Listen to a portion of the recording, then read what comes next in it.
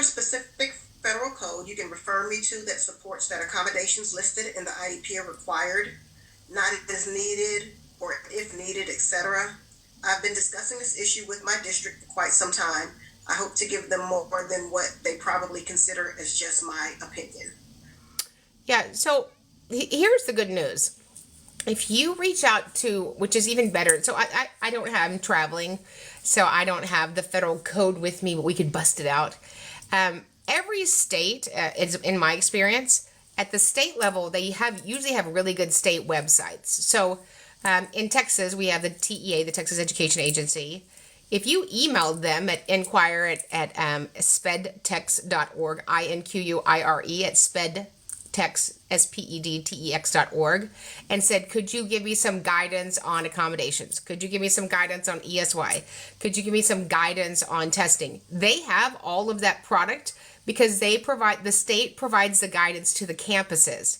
So I would much rather come back to an IEP table in Georgia or Wisconsin or Maine and go, hey, this is from your DOE. You've probably already seen it, but this is your guidance on accommodation implementation.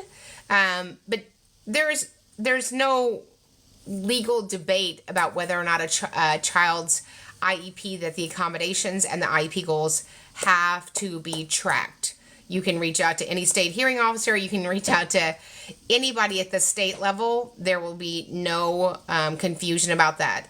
So a lot of times when I am sideways with the school district and we disagree upon the letter of the law or the language of the law, I will just take what is said in the meeting and I'll email the state and say, hey, I just sat in a meeting in Georgia and they are telling the parent you can only have one area of eligibility. Will you please tell me where that is in the code?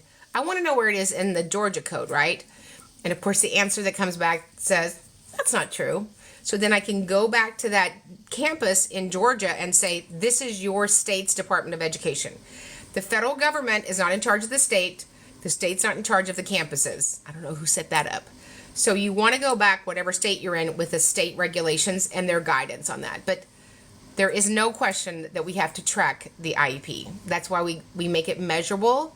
And the federal law says that we have to enable the student to make progress.